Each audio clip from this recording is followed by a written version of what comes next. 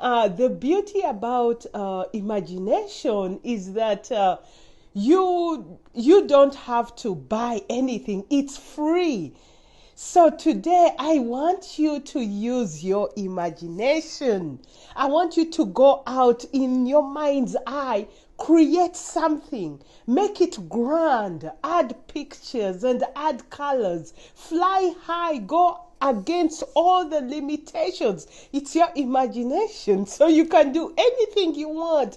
If you feel your imagination is limited, use the internet, visualize. What do you want to create? Where do you see yourself in the future? How big is it? Don't be shy in your mind's eye. Make it so big and so grand.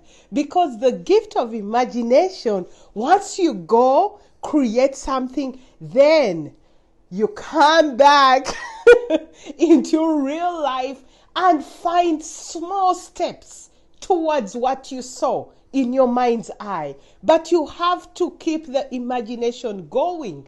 You have to speak what you saw. Yes, it may be bigger than your environment, but the how is not our worry. The how, God will help you figure that one out. Hi guys, thank you for joining. Caroline, I see you. So today, the food for thought is go use your imagination.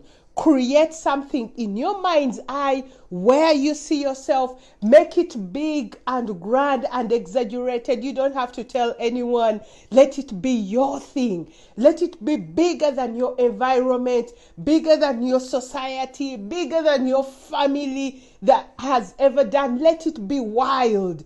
Remember to use the internet for ideas. Then when you come back, write it down. Make it plain. Don't worry about the how, all right? Don't worry about the how. Well, I just had some